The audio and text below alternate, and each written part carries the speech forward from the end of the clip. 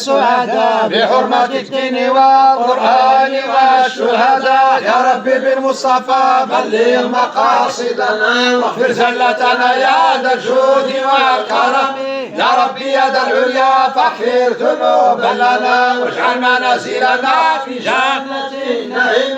نحن ووالدنا مع أحبتنا والمسلمين مع الأشياخ بالتمام.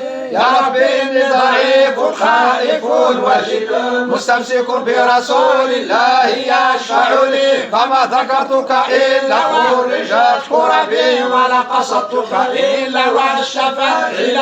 ثم الصلاة على المصطفى حبيبنا هو الشفيع غدا في سائر الأمم.